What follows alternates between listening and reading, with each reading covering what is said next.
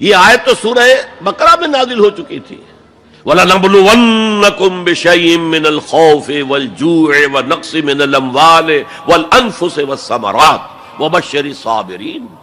ہم لازماً آزمائیں گے تمہیں، لازماً آزمائیں گے. خوف سے، بھوک سے، فقر و فاقے سے، جان اور مال اور ثمرات کے ضیاع سے اور زیاں سے.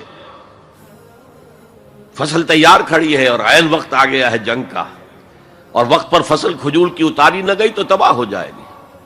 لیکن نہیں، نکلنا ہے. یہی معاملہ تھا جو کہ تبوک کے موقع پر ہوا ہے. قحط کی کیفیت تھی اور اب فصل تیار تھی، اب ساری امیدیں اس فصل پر تھی، کھجور کی. لیکن ظاہر ہے کہ کھجور کی فصل اتارنا کوئی عام خواتین کا کام تو نہیں ہے.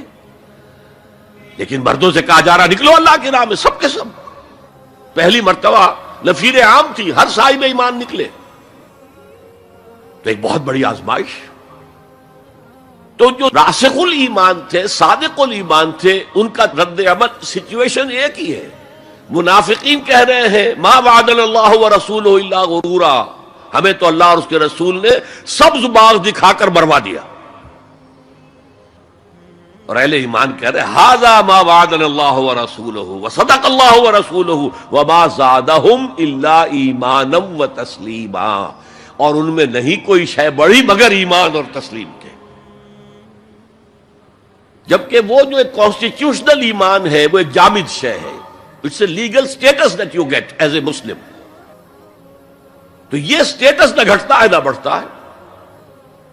یہ نہیں ہو سکتا کہ ایک باپ کے اگر دو بیٹے ہیں اور ایک متقی ہے، زاہد ہے، عابد ہے، تہجد گزار ہے، دوسرا فاسق و فاجر ہے، تو وراثت میں اس تہجد گزار کو زیادہ حصہ ملے اور دوسرے کو جو ہے وہ کم ملے. نہیں، ایکول. المسلم کفو لکل مسلم. تمام مسلمان آپس میں جہاں تک ان کے لیگل اور پولیٹیکل حقوق کا تعلق ہے برابر.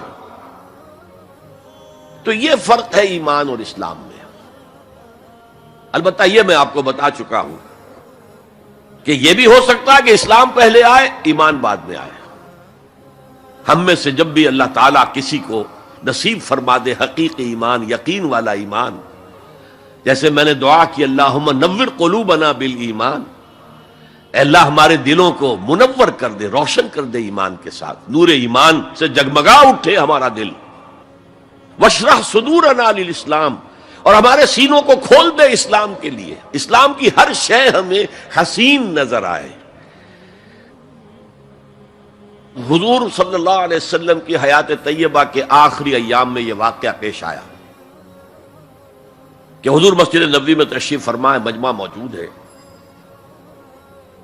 اچانک ایک شخص ظاہر ہوتا، شدید و بیاض ثیاب، شدید و سواد شعر، اس کا لباس انتہائی سفید صاف، کوئی اس پر دھبا نہیں، داغ نہیں، میل نہیں. بال انتہائی سیاہ چمکدار، گرد آلود نہیں. ولا یعرفہ احد منا، اور ہم میں سے اسے کوئی پہچانتا بھی نہیں تھا. کسی بھی ریت سے، خاک سے بالکل آلودہ ہوئے بغیر بال ہیں، تو شاید یہ مدینے کا رہنے والا ہو. تو مدینے والوں میں سے کوئی تو ہوتا کہ جو اس کو جانتا پہچانتا، کوئی نہ کوئی تو گریٹ کرتا اس کو مجمع میں، آؤ آؤ ادھر آ جاؤ، میرے پاس آ جاؤ. کوئی نہیں. اور اگر براہ راست باہر سفر سے آ رہا ہے تو کچھ گرد آلود بال ہوتے، کچھ کپڑے میلے کچیلے ہوتے، تو لوگ حیران تھے. اور مزید یہ کہ اس نے سیدھا تیر کی طرح مجمع کو چیرتا ہوا حضور کے عین سامنے جا کر بیٹھ گیا. اب لوگ حیران ہیں، یہ ہے کون؟ اس کی یہ جرت، یہ جسارت. اور اس طرح دو زانو بیٹھا کہ حضور کے گھٹنوں کے ساتھ اپنے گھٹنے جوڑ دیے اور حضور کی رانوں پر اپنے دونوں ہاتھ رکھ دیے. اب سوال کیا، یا محمد اخبرنی عن الاسلام، اے محمد مجھے بتاؤ اسلام کیا ہے.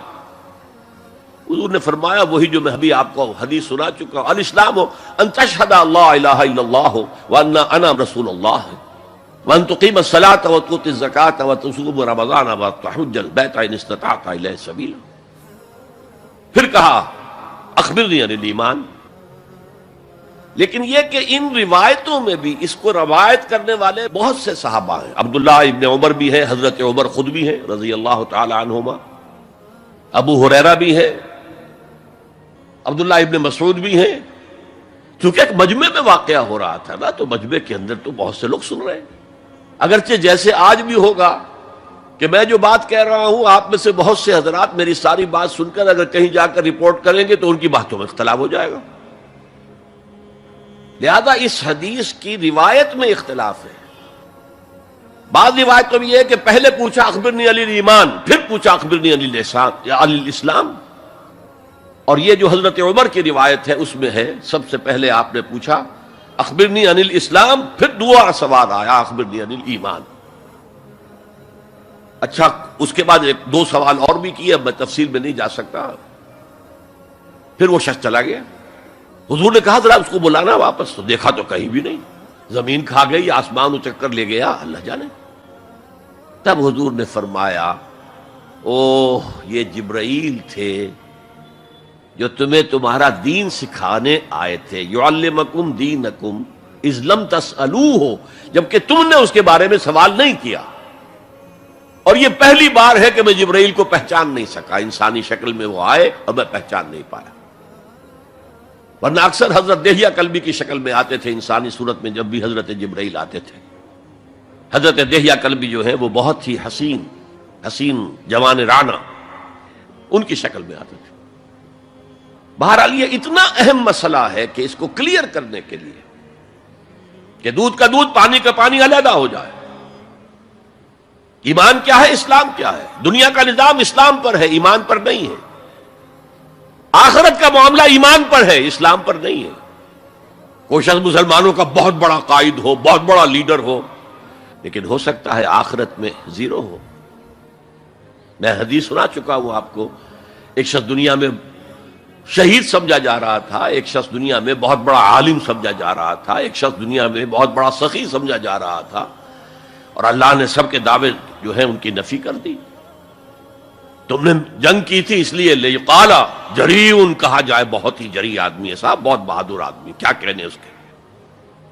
لیقال سخی، بھائی بڑا سخی آدمی ہے، سخاوت کے دریا بہا دیے اس نے. بھائی بہت بڑا عالم ہے، اس سے علم کا کتنا جو ہے لوگوں کو فیض پہنچا ہے. وقد قیلا، یہ تمہارا مقصود تھا، وہ مقصود دنیا میں حاصل ہو چکا، تمہاری شہرت کے ڈنکے بج چکے، اب یہاں تمہارے لیے کچھ نہیں. اور پھر اللہ حکم دے گا اور فرشتے منہ کے بل گھسیٹتے ہوئے اسے جہنم میں جھونک دیں گے. تو وہ اسلام وہاں کام نہیں آئے گا. بلکہ اسلام کیا، اسلام پر اتنی اضافی خوبیاں بھی کام نہیں آئیں گی اگر دل میں ایمان نہیں اور اس کے نتیجے میں نیت درست نہیں. کوڑا تخت دنیا دا باہو، فکر سچی بادشاہی ہو.